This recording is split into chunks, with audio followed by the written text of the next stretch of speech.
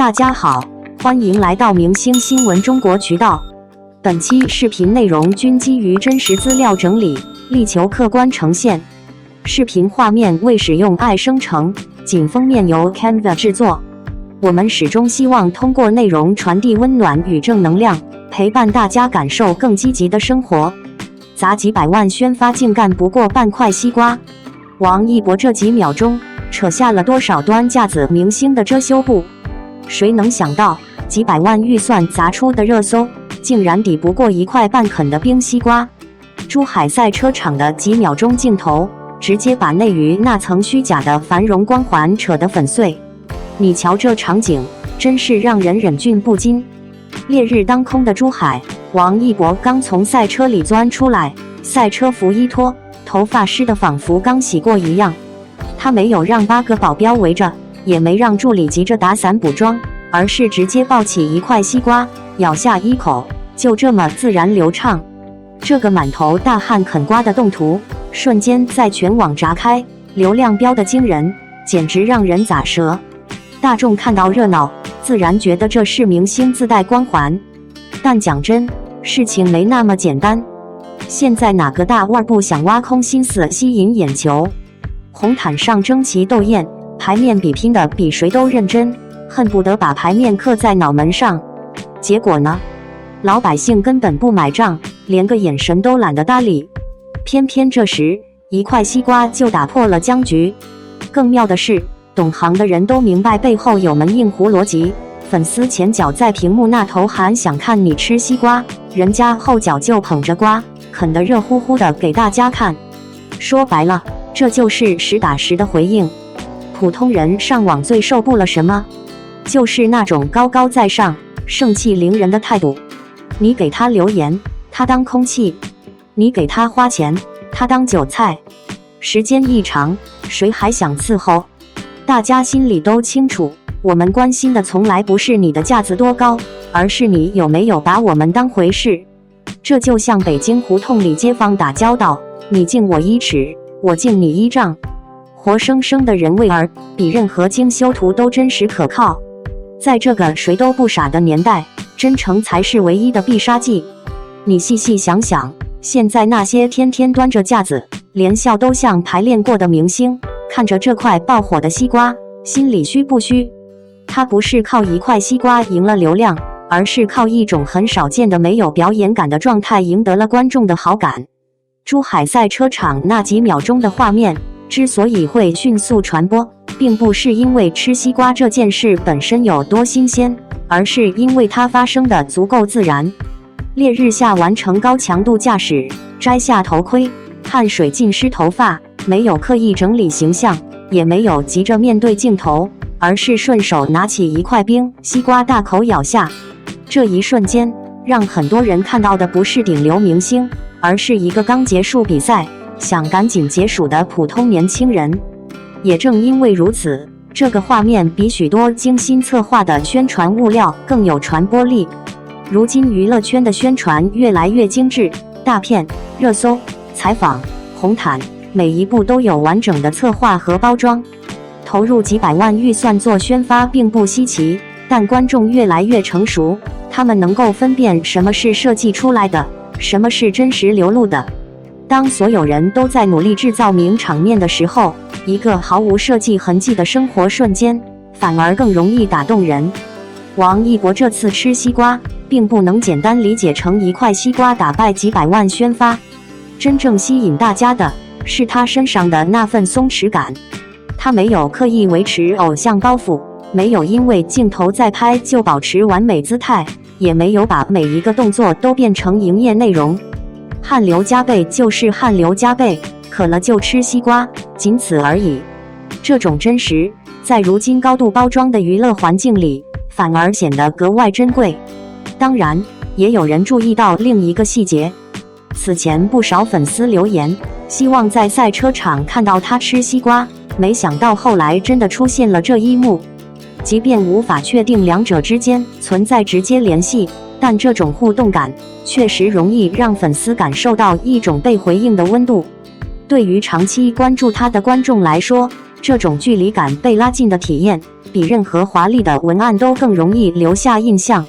其实，观众真正反感的，从来不是明星拥有光环，而是光环变成了距离。如果每一次公开露面都必须层层安保，全程摆拍，每一句发言都经过反复修饰，每一个笑容都像提前排练，那么时间久了，再精致的包装也会让人产生审美疲劳。大家愿意喜欢一个公众人物，不只是因为他的作品和成绩，更因为他是否还能保留一点真实的人味。赛车场上的王一博，恰恰让很多人重新感受到了这种真实。王一博机场图被吹成神迹，罗意威包和搏击背后是一整套会卖的局。内娱最喜欢干的一件事，就是把一张机场照片吹成传奇，把一套普通穿搭包装成审美哲学，把一次日常行程说成人生修行。夸人这件事发展到今天，甚至都快变成了一门标准化工业。一张照片配上一套固定话术，再加几个流行关键词，松弛感、高级感、力量感、少年气，一个明星的形象就能被重新加工包装出来。夸得越熟练，越像一场精密运转的流量生产。这一次围绕王一博出现的那套说辞，就是典型案例。松弛、帅气、搏击、力量感，这些词单独看，确实像是在描述一个人的状态，但放进娱乐圈的语境里，他们往往不只是赞美，更是一套成熟的人设建构。机场不再只是机场，而成了移动展示窗口；包不只是包，而成了品牌曝光位；腿不只是腿，而成了可以被截图、剪辑、传播、讨论的数据素材。甚至一次去珠海练车的行程，也能被包装成一种随性却高级的生活切片。现在的偶像，很多时候已经不只是靠作品被看见，而是靠镜头之外不断制造出来的想象维持热度。如果只看饭圈那套表达，很容易让人产生一种错觉，好像大家真的只是在讨论身材管理、生活状态和个人魅力。仿佛王一博每天醒来，先完成严格训练，再去挑战各种极限运动，最后随手穿上一身黑色造型，背上罗意威包，像一台经过精准调试的时尚机器，连走路都自带镜头感。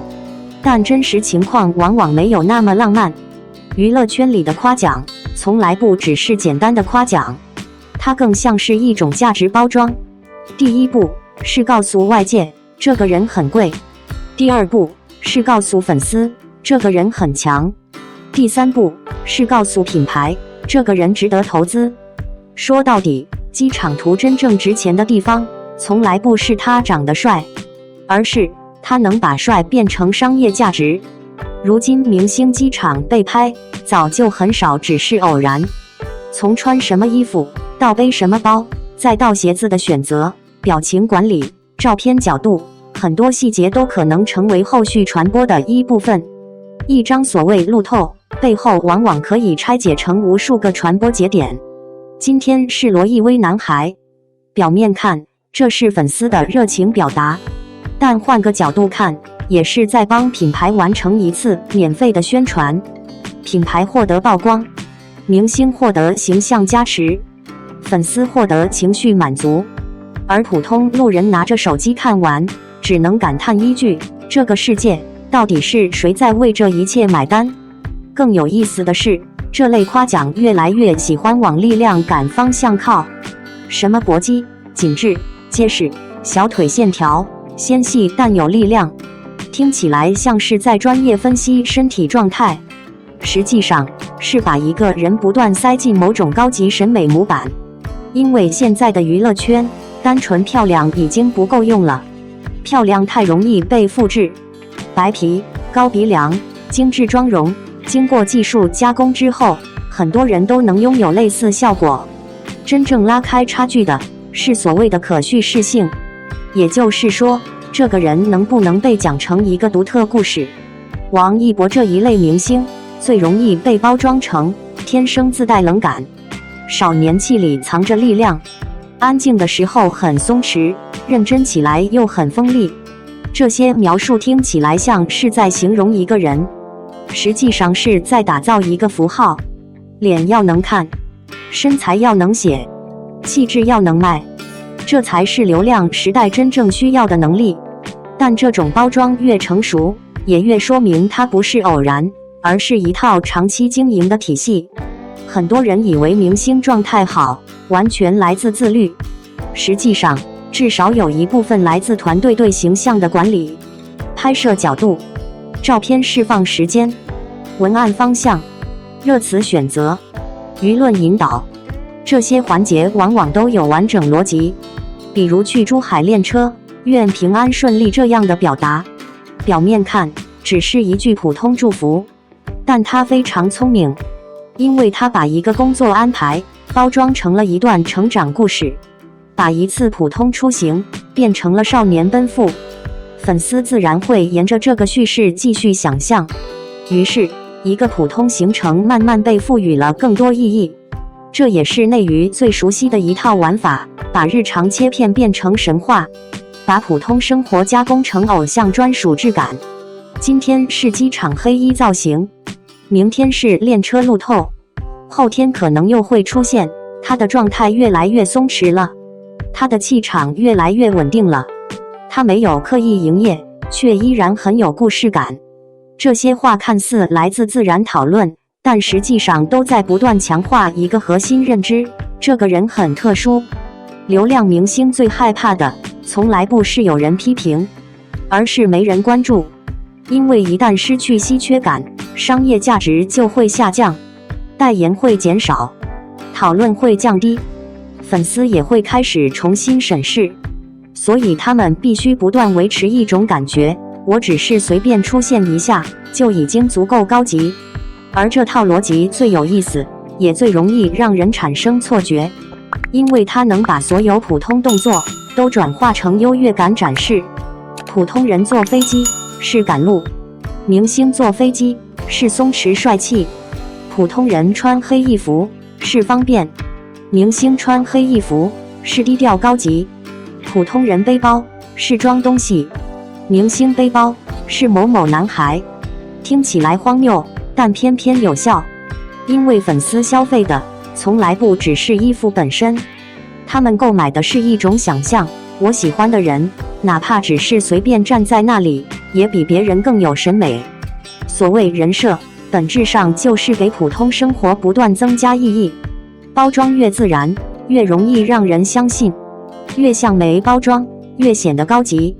而品牌往往才是这场游戏里最懂规则的一方。一个能够稳定制造好看、有型、松弛力量感的明星，本身就是天然商业内容。今天背一个包，明天穿一件衣服，后天出现在一个场景里，这些生活碎片都可以转化成消费欲。广告片太直接，容易让人产生抵触，但机场路透不同，它像是不经意泄露出来的一点高级生活。消费者不一定马上购买，但会记住，会讨论，会把品牌和明星慢慢绑定。这就是流量经济的核心逻辑。表面看是人在被讨论，底层看是流量在流动。流量背后是数据，数据背后是商业价值。你以为大家在分析一条腿的线条，实际上是在帮助一个完整商业链条完成传播。饭圈常说生图能打，无修也帅，这当然不能说完全是假话。真正优秀的外形条件本身就是优势，但问题在于，娱乐圈从来不缺漂亮的人，缺的是能够把漂亮长期转化成价值的人。很多人红了一段时间就消失，是因为只能依靠外貌，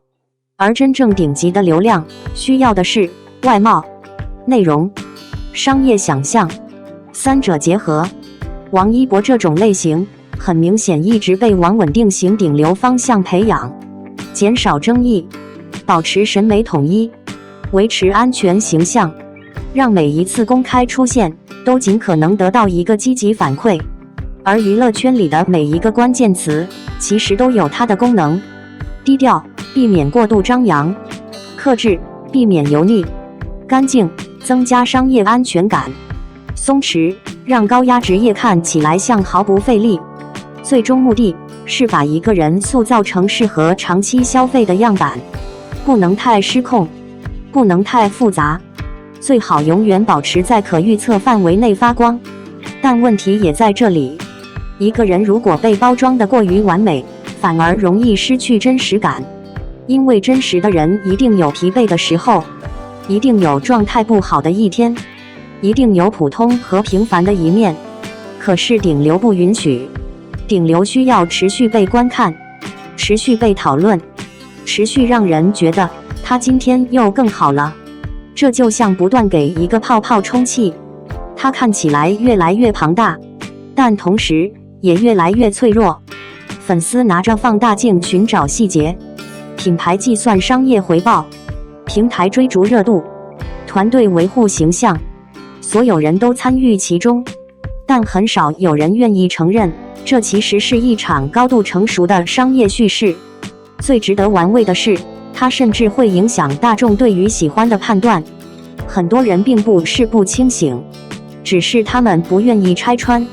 因为一旦承认这是一套精心设计的体系，就意味着自己喜欢的很多东西也可能经过了商业加工。你以为你在欣赏美，但同时你也在被美影响。你以为你是在表达支持，但某种程度上也是在参与一场情绪消费。这种情况在内娱从来不是第一次，以后也不会是最后一次。过去很多明星都经历过类似过程，一张机场照片，一组红毯造型，一套私服搭配，都能被迅速放大，然后形成新的标签。但时间久了，观众也会疲惫，因为夸奖的模板不会变，换个人继续使用，顶流会更新，造神机器不会停止。它真正制造的不只是明星，而是一套可以不断复制的商业模式。所以王一博的问题并不在于能不能被夸，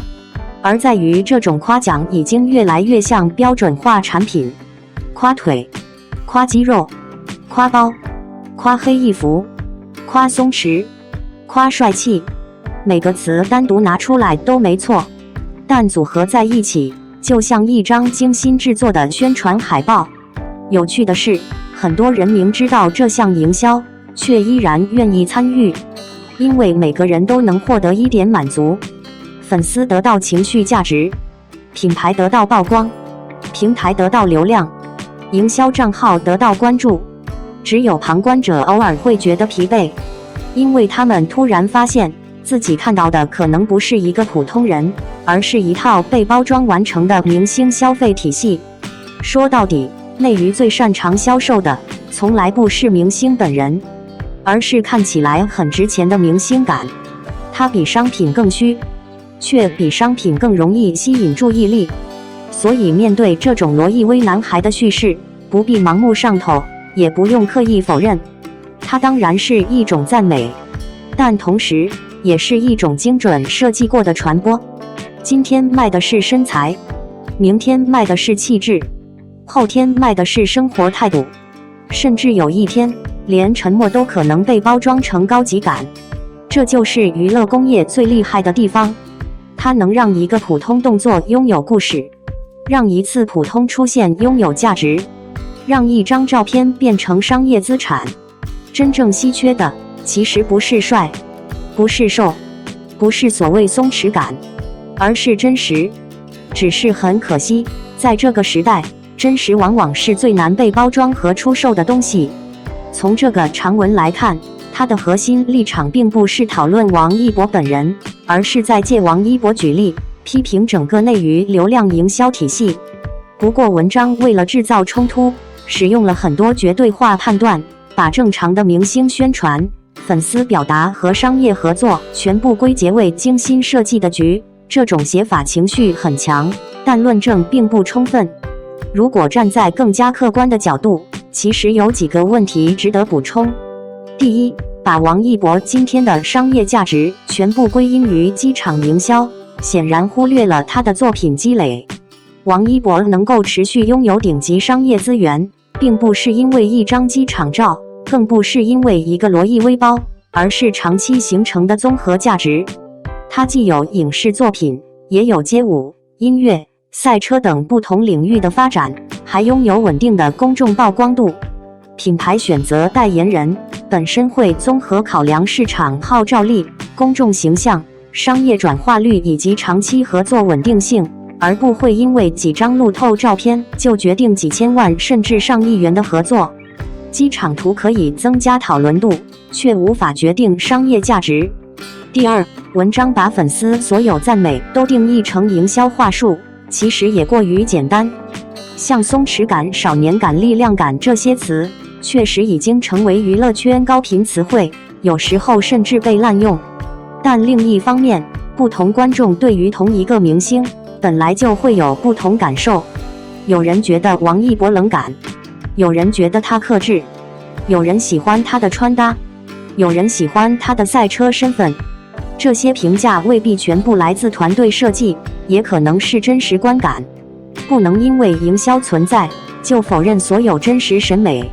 第三，文章认为机场照几乎都是商业策划，这种说法也缺少证据。明星机场确实越来越具有传播价值，品牌、媒体、粉丝站都会关注，团队也会管理造型，这是行业公开存在的现象，但并不能因此推导出每一次机场出现都是完整策划。尤其王一博近几年不少机场，其实都是因为工作行程被偶遇，例如电影拍摄、品牌活动、赛车训练等，本身具有新闻价值，自然容易传播。传播和策划并不是完全相同的概念。第四，真正支撑王一博长期热度的，并不是机场，而是他的身份差异化。娱乐圈帅哥很多，穿黑衣服的人更多，为什么偏偏王一博每次赛车场出现都会成为讨论焦点？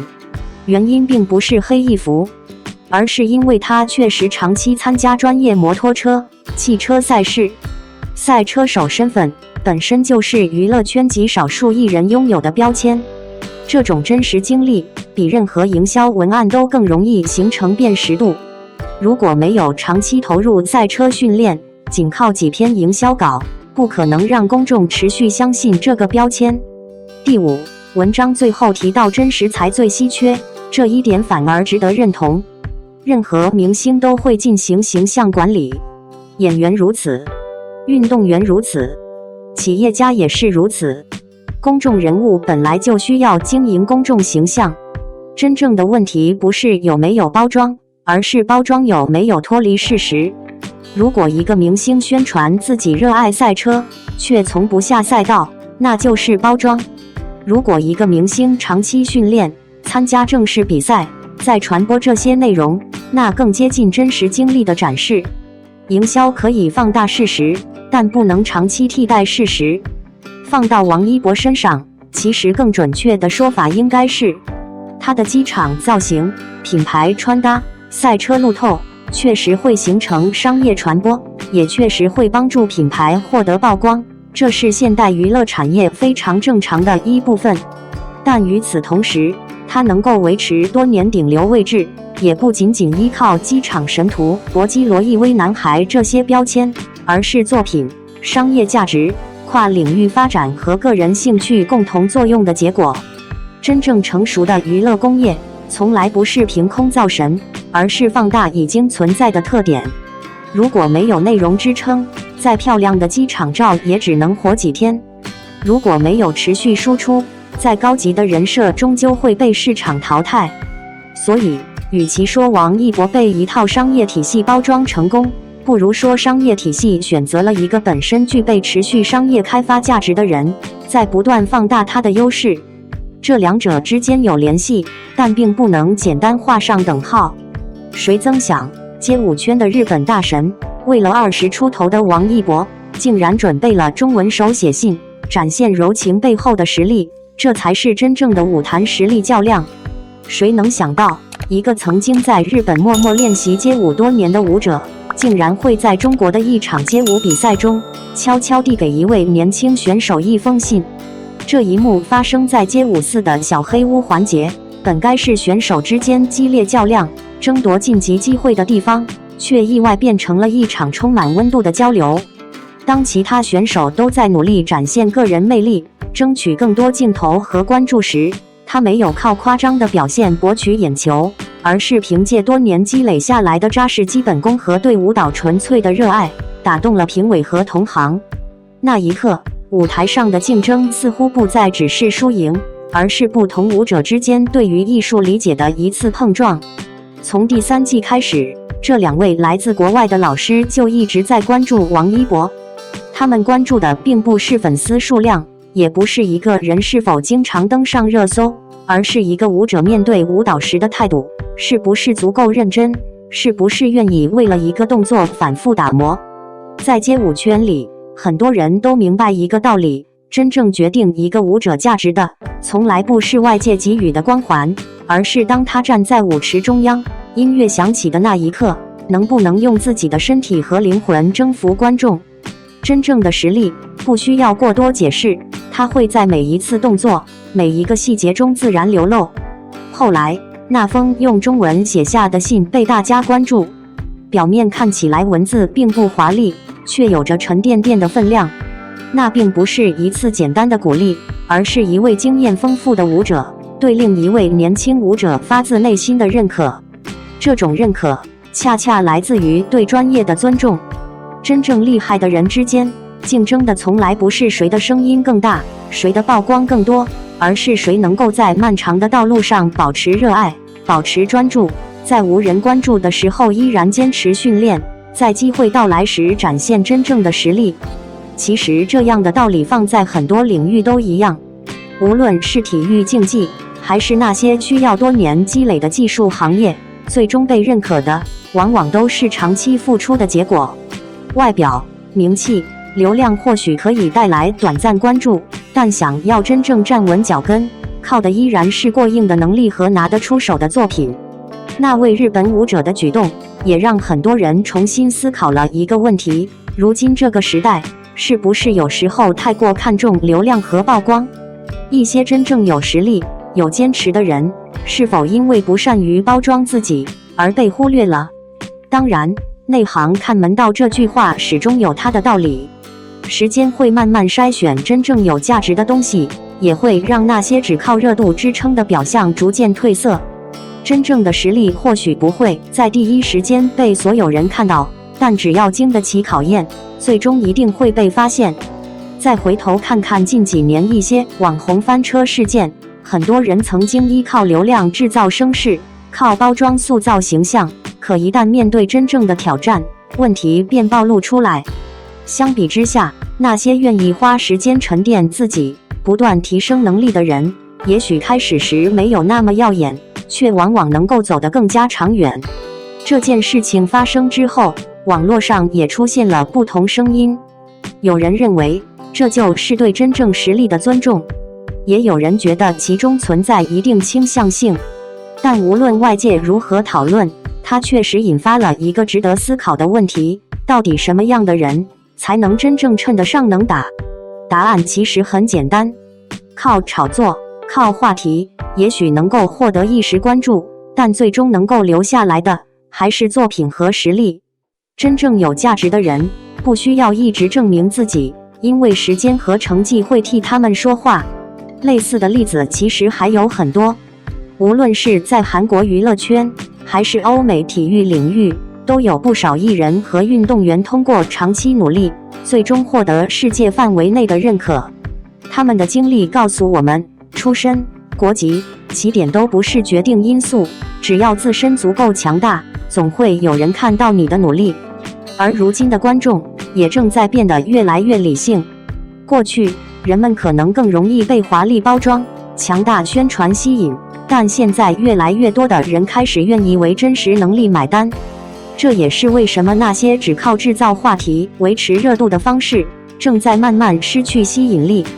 真正能够打动人的，从来不是短暂的喧嚣，而是长期坚持后的厚度。这场看似简单的小互动，背后反映的其实是整个社会对于价值判断的一种变化。人们不再只满足于表面的光鲜，而是希望看到更深层次的努力、态度和实力。而那些真正用心做事、认真追求梦想的人，也正在得到属于自己的认可。未来的比赛或许会更加激烈，竞争也会更加残酷，但与此同时，也应该会更加公平。因为观众的眼睛越来越明亮，谁是真正有实力的人，谁只是制造假象，时间终究会给出答案。这个时代从来不缺机会，真正稀缺的是愿意沉下心来做好一件事的态度。而这种坚持，正是一个人最难得也最珍贵的品质。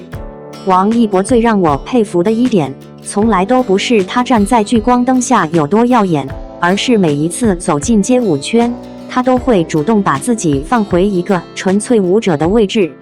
当看到这就是街舞4里那位来自日本的街舞大神特意准备了一封中文手写信送给王一博的时候，我真的被这一幕深深打动了。那不是节目效果，更不是刻意制造的话题，而是一位真正懂街舞的人对另一位舞者最真诚、最珍贵的认可。很多人或许会觉得一封信有什么特别，可真正了解街舞文化的人都知道，在这个圈子里，尊重从来不是靠身份换来的，更不是因为你是不是明星，是不是顶流。街舞没有滤镜，也没有捷径，每一个动作，每一次律动，每一场 battle 都必须靠实力去赢得喝彩。能够让一位在国际街舞圈拥有丰富经验的舞者放下语言障碍，认真写下一封中文信件，这本身就已经说明了很多问题。最令人感动的是，这份认可并不是突然出现的。从这就是街舞第3季开始，这些国外舞者和裁判便一直默默关注着王一博。他们关注的不是他的商业价值，也不是娱乐圈里的流量神话，而是那个每次排练都会反复练动作，为了一个细节可以不断推翻重来的年轻舞者。真正的专业人士看见的永远不是热搜，而是汗水；不是粉丝数量，而是基本功。作为观众，我们其实能够明显感觉到王一博在街舞节目里的状态与他作为演员或歌手时完全不同。他没有偶像包袱，没有明星架子，更多时候像一个重新回到舞房的大男孩。别人练，他陪着练；别人 battle， 他认真观察。遇到优秀的舞者，他永远愿意学习。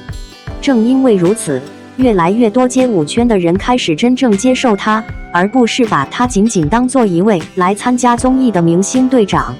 站在电影评论的角度来看，我一直觉得一个演员最重要的能力就是塑造角色，而塑造角色的前提是拥有不断学习、不断打磨自己的习惯。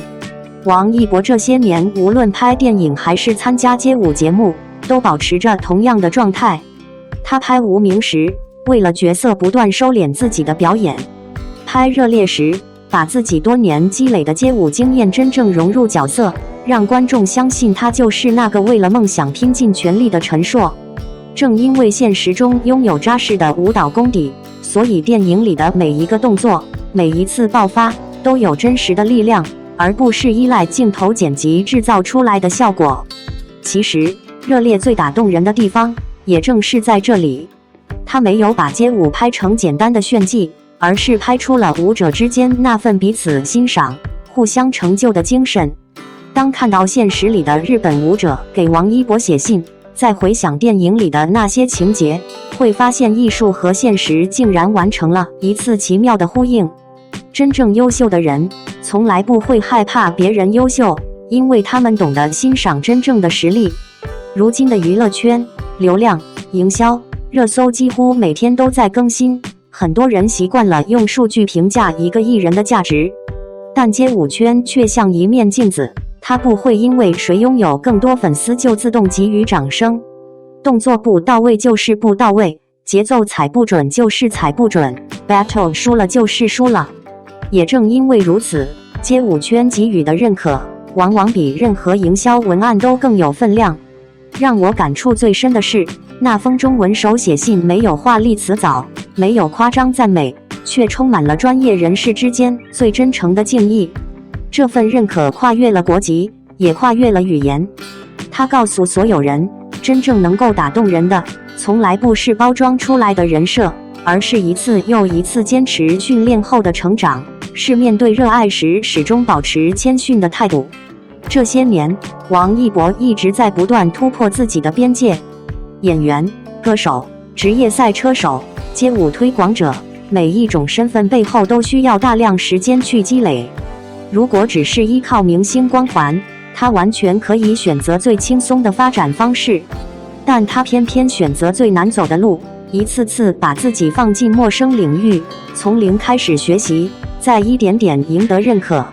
这种不断挑战自己的勇气，比任何一句励志口号都更有说服力。当然，任何公众人物都会面对不同声音，有人喜欢，也有人质疑，这很正常。但真正值得关注的，不是网络上一时的争论，而是那些真正身处行业的人如何评价他。当越来越多专业舞者愿意尊重他、认可他，当越来越多合作导演愿意再次邀请他，当越来越多观众因为作品而记住他，这些都比任何热搜更加真实。所以，我始终相信，那封中文手写信真正珍贵的地方，并不是他感动了多少网友，而是他让更多人重新看见了一件最简单却最容易被忽略的事情：真正的实力永远能够跨越语言、跨越身份、跨越流量，最终抵达人心。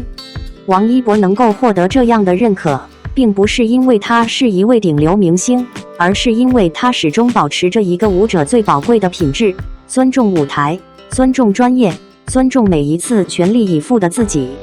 这样的王一博，也许不会永远站在热搜第一，但他一定会一直站在真正懂他的人心里。7月20日，上海赛车场7月份不办比赛，确实因为高温酷暑影响。7月份的上海赛车场不办比赛，真的不能光用太热来敷衍。38度、40度高温确实毒辣，但你细想，珠海夏天也没凉快多少，照样照常举办赛事。这原因绝不单纯是气温，关键是上海这赛事环境和运营成本维护更吃力。毕竟赛车手穿着厚重皮衣，车内温度加成至少有20度，最热时车内温度超60度，这不是闹着玩的，是实打实的生理极限挑战，真不是一般人能扛。你想想，一个人全程全身湿透，脸上妆容湿了掉了，强颜欢笑硬撑，没真帅哥撑场面，这活动能长久火？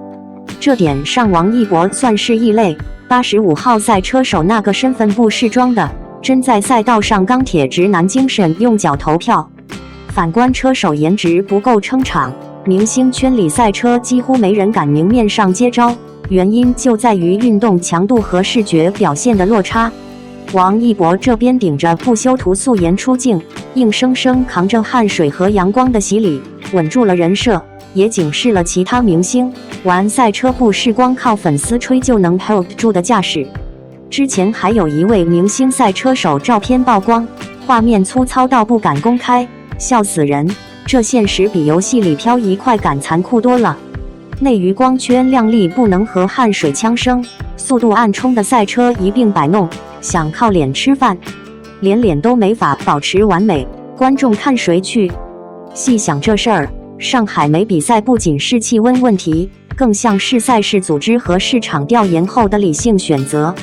今年中国超级跑车锦标赛 China GT 的冬季和春季赛场次调节明显，更重视粉丝观赛体验与车手职业寿命，毕竟是外长时间曝晒没人觉得爽。媒体反复拍到王一博赛车镜头那份面不改色，实则是他靠神经耐热和职业素养在扛伤口。光靠明星效应培养观众兴趣，没办法解决赛车运动本质的高温风沙，这才是赛事官方不主办7月场次一个核心原因。再说回珠海，一个月内多场赛事火爆举办，也能说明热不是绝对阻碍。珠海赛道特色，水系环绕带来微风和夜赛安排，稍微缓解高温压力。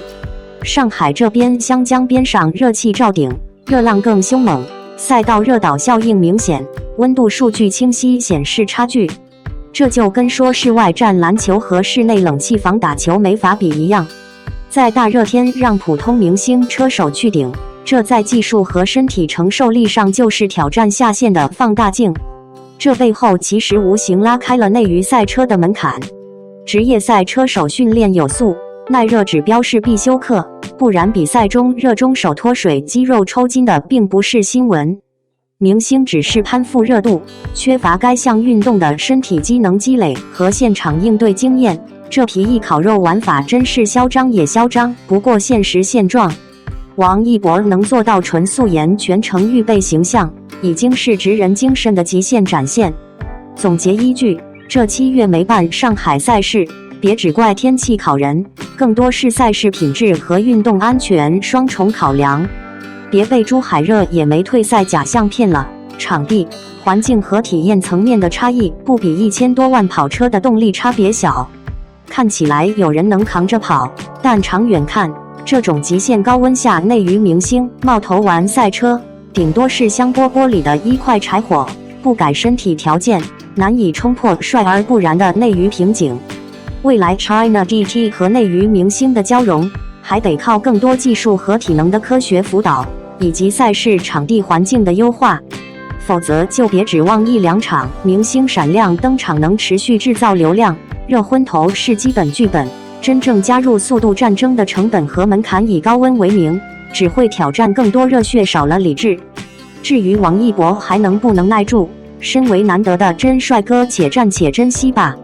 作为观众，每次看到有人把王一博参加赛车说成是明星玩票，我都会觉得这种评价实在太低估赛车运动了。真正关注 China GT 的人都知道，赛道从来不会因为你是明星就降低难度，更不会因为你拥有流量就给你任何特殊待遇。尤其到了盛夏，赛车拼的不只是技术，更是体能、意志和职业素养。很多人看到上海赛车场7月份没有安排比赛，第一反应就是一句天气太热。可真正了解赛车的人都明白，高温只是表象，背后涉及的是赛事安全、运营管理、车手健康以及观众体验等多方面因素。赛车手穿着厚重的防火赛车服、防火内衣、头盔、HANS 系统，长时间坐在封闭驾驶舱内，车内温度往往远高于室外温度。这样的环境不是普通人想象中的晒太阳，而是真正考验人体极限的高温作战。任何成熟赛事都会把安全放在第一位，因此赛例安排本身就是专业团队综合评估后的结果，而不是简单依据怕热。当然，也有人会拿珠海举例，认为珠海照样办比赛，为什么上海不行？其实不同赛道有不同的地理环境、赛事安排和运营策略，不能简单横向比较。珠海与上海在气候条件、赛道环境以及赛事规划上都有差异，每一站比赛都会根据实际情况进行调整。正因为如此，职业赛事才更强调科学安排，而不是一味追求热度。说到这里，就不得不提王一博。很多人真正开始关注 China GT， 正是因为他站上了赛道。但让我越来越佩服他的，并不是明星身份，而是他始终把自己当成一名赛车手去要求自己。镜头里的他，没有影视剧里的精致妆容，也没有舞台上的灯光滤镜。高温下暴晒，汗水顺着脸颊不断流下，赛车服早已湿透，这才是赛道最真实的样子。赛车不会因为颜值高就跑得更快，也不会因为粉丝多就缩短一个刹车点。每一次入弯，每一次加速，每一次连续几十分钟保持高度专注，都需要身体和精神共同支撑。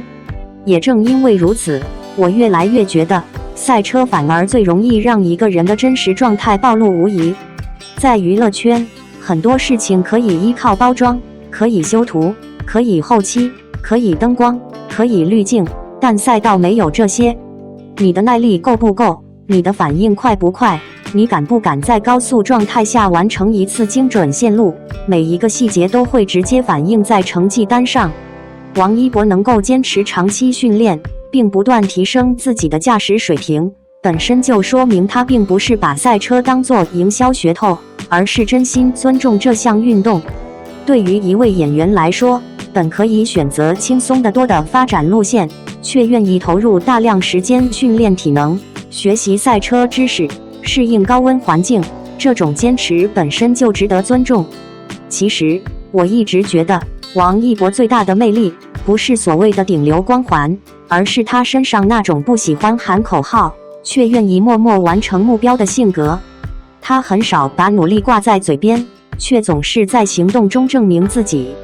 无论是跳舞、拍电影，还是赛车，他都选择先练再说，而不是先宣传再兑现。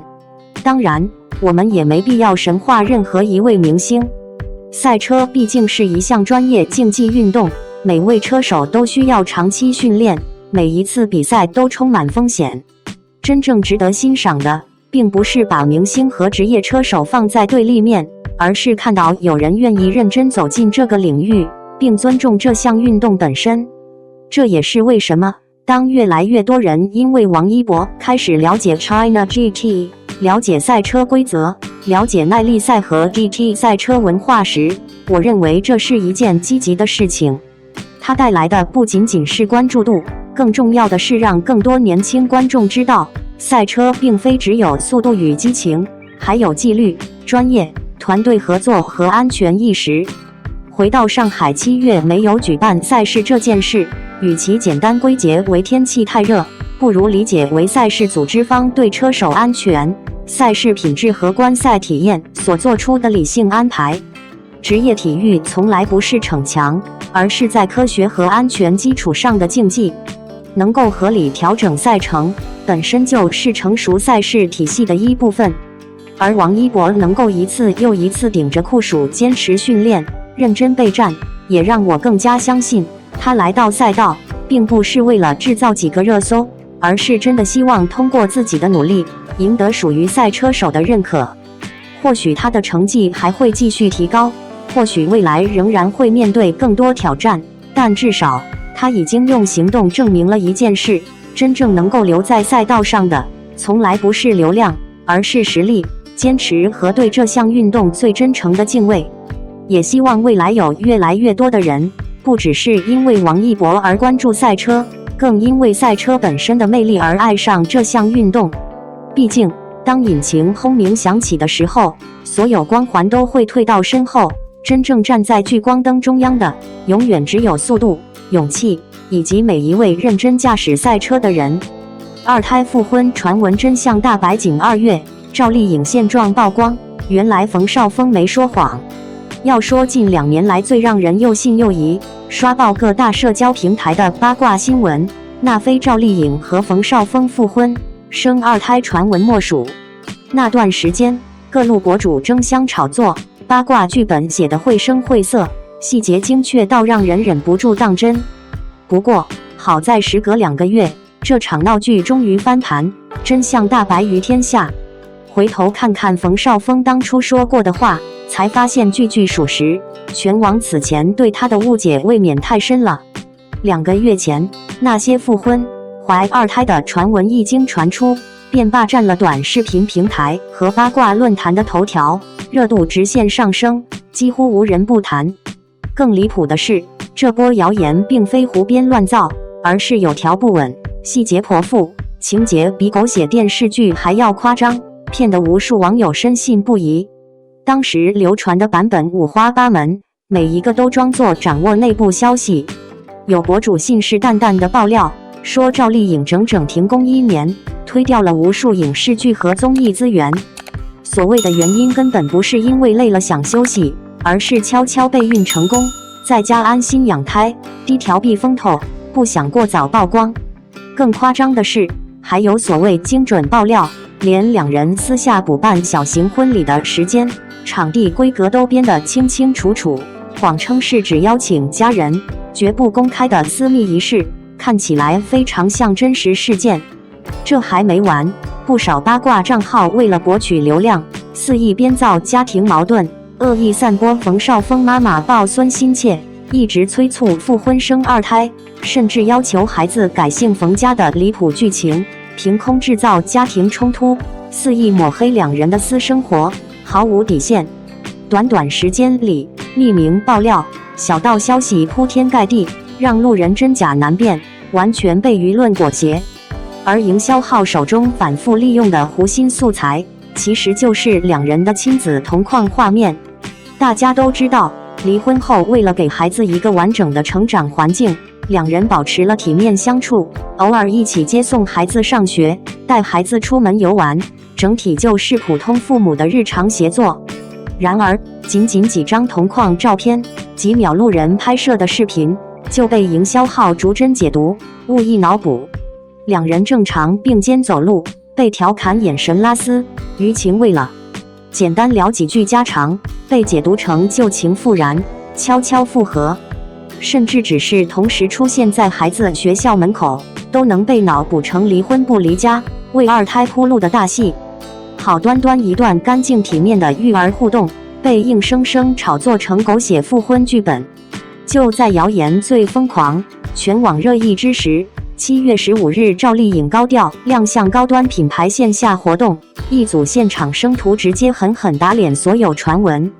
当天，她身穿黑色吊带长裙，短发利落干练，整个人清爽干练，气场全开，身姿挺拔纤细，完全没有任何怀孕发福、居家养胎的迹象。这组路透一出，之前所有备孕、停工养胎的谣言瞬间土崩瓦解。很多人好奇，这波闹腾了整整2年的复婚谣言，到底是如何凭空炒起来的？其实原因很简单，说白了就是两人离婚太体面，反而给了谣言可乘之机。对比内娱其他明星的离婚情形，就能清晰看到差距。拿佟丽娅和陈思诚来说，当年的离婚闹得满城风雨，完全没有留下一丝体面。早在离婚前，网上就爆出陈思诚深夜密会异性、婚内暧昧的实锤，各种酒店路透、亲密爆料刷屏，婚变拉扯了好几年，舆论吵得沸沸扬扬，粉丝互撕，路人热议，毫无隐私可言。最终好感耗尽，狼狈官宣离婚，至今仍常被网友翻出来吐槽，成为内娱不体面离婚的典型案例。再看杨幂和刘恺威，虽然没有公开激烈互撕，但离婚前后的争议从未停歇。当年轰动全网的夜光剧本事件，让两人婚姻亮起红灯，后续绯闻、猜忌、舆论拉扯持续了很久。而男方公公还多次公开点评儿媳胡乱掺和小两口私事，场面尴尬至极。双方粉丝长期对立互撕，各种阴谋论、匿名爆料层出不穷。离婚之后的瓜仍被反复翻炒，争议始终不断。相比之下，赵丽颖和冯绍峰的离婚则显得极其简单和干净。他们没有互相撕破脸皮，也没有实锤黑料，更没有狗血财产纠纷，只是安静、和平的分手，全程体面又透明。然而，正是这份干净体面，成为营销号造谣的突破口。面对持续2年的谣言和抹黑，赵丽颖的态度始终干脆果断，不跟风澄清，不卖惨薄同情，而是应壶应对。早在2025年10月，她的工作室就发布了严肃律师声明，辟谣所有复婚、二胎传闻。今年5月，团队更整理出107条完整侵权证据，批量起诉造谣博主，并公开法院立案回执，态度坚决。此举直接震慑了之前疯狂带节奏的营销号，让他们不敢再出来辩解半句。关于停工1年，很多人误以为赵丽颖是躲在家里怀二胎，准备复婚。事实并非如此，她此次超长停工，完全是主动按下工作暂停键。熟悉她的人都知道，她是娱乐圈出了名的拼命三娘，出道近20年，几乎没有真正休息过。从最底层龙套、群演、替身一路摸爬滚打起来，格外珍惜每一次拍戏机会。别人挑剧本挑档期，他却是有戏就拍，全年扎根剧组，常年连轴转。靠着这股拼命劲头，他硬生生拼到了金鹰、飞天双料视后，但同时也透支了身心。更让他愧疚的是，这么多年只顾拼事业，几乎丢掉了自己的生活。在2020《Junior Now》杂志专访中，他坦言自己20年活得太紧绷，长期泡在剧组里，对家人充满亏欠。因此，这次停工，他只是想给自己一次全面休整维修，修复身心状态，好好回归生活。也正因如此，在2025年5月拍完。看到这则消息的时候，我最大的感受不是终于辟谣了，而是替赵丽颖松了一口气。这2年来，关于赵丽颖和冯绍峰复婚、生2胎的传闻几乎没有停过。网络上的各种爆料一个比一个详细，从停工养胎到秘密复婚，从家庭矛盾到2胎计划，甚至连所谓的婚礼时间、地点都说得煞有介事。很多人一开始真的相信了，毕竟这些故事被包装得像连续剧一样，细节越丰富，越容易让人误以为是真相。可当时间一点点过去，当赵丽颖再次公开亮相，当事实摆在所有人面前，我们才发现，那些曾经铺天盖地的内幕消息，最终不过是一场流量狂欢。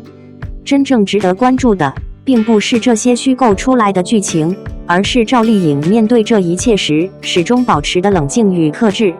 很多人总觉得，一个明星只要离婚之后还能和前任同框，就是旧情复燃；一起接送孩子，就是准备复婚；一起陪伴孩子成长，就是另有隐情。可是对于成年人来说，尤其是有孩子的父母而言，体面的共同承担责任，本来就是一种成熟。